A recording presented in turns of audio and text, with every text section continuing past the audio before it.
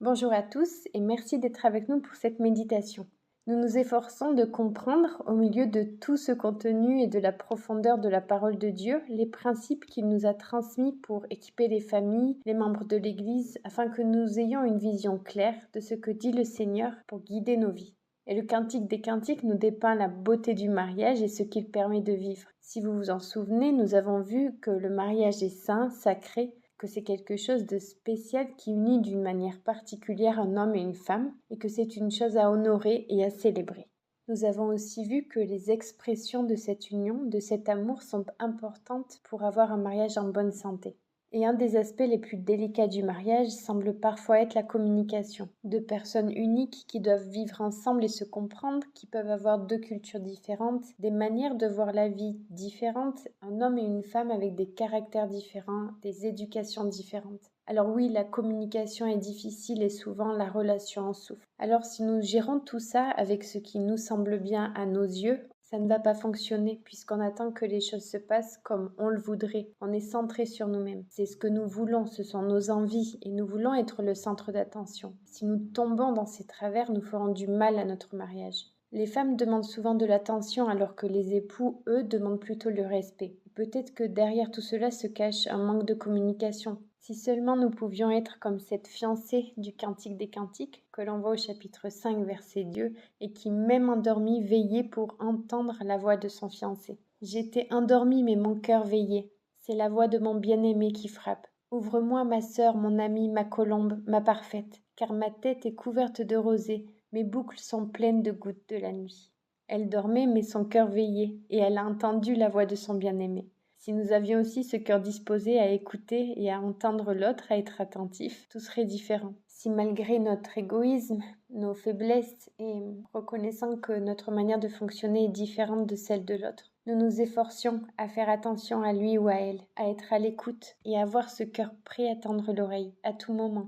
Nous devons avoir un cœur qui s'exprime aussi pour dire « Ouvre-moi ma sœur, mon amie, ma colombe, ma parfaite ». Un cœur prêt à recevoir la réponse et prêt à écouter. Être à l'écoute de l'autre, c'est bien plus important qu'on ne le pense. Ça permet aussi d'être attentif aux signes de danger, aux signes qui peuvent mettre la puce à l'oreille dans le mariage, comme un possible adultère ou même un sentiment de ne pas être respecté, un épuisement dans la relation ou un réel et palpable manque d'attention. Mais un cœur qui veille, comme on le dit dans le Cantique des Cantiques, est un cœur qui entend, qui est attentif aux détails qui peuvent en dire beaucoup.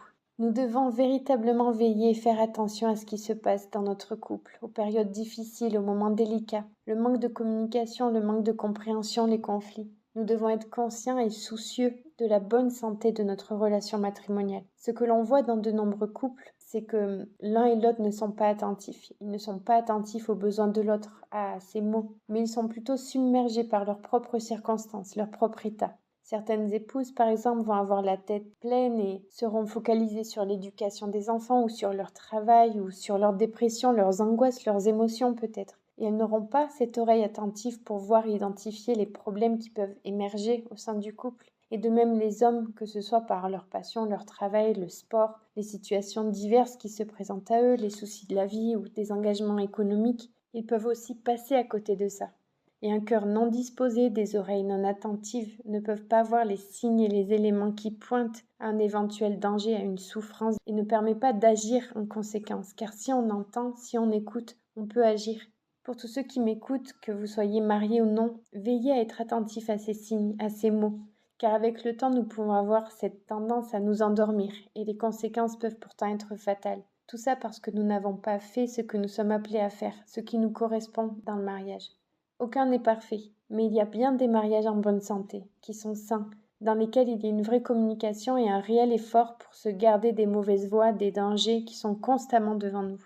Le mariage est attaqué par la société, par Satan, alors soyons alertes afin de vivre un mariage selon la volonté et les voies de Dieu. Le mariage est fait pour lui rendre gloire, et c'est une chose agréable à ses yeux. Alors si nous sommes croyants, Christ nous a rachetés. Et il nous a sauvés, nous a montré, nous a tout donné afin que nous sachions comment vivre cette union et pour que nous puissions aussi résister et honorer cette union sacrée que Dieu nous a donnée. Prions. Merci de ce que tu nous as donné, ta parole et le cantique des cantiques. Merci car nous voyons comment peut se vivre cet amour, cette union et comment nous devons avoir ces cœurs bien disposés. Aide-nous, aide les époux à avoir une oreille attentive envers leurs femmes et qu'elles aussi puissent entendre les mots de leur mari et qu'ils puissent chacun répondre avec amour, à veiller à ce qui se passe autour d'eux, aux circonstances qui les entourent, avec ce mal qui rôde. Et qu'en plus de l'écoute, il puisse y avoir des réponses et un désir de servir l'autre, un désir sain dans nos relations. Merci encore pour ces choses. Dans le nom du Seigneur Jésus. Amen.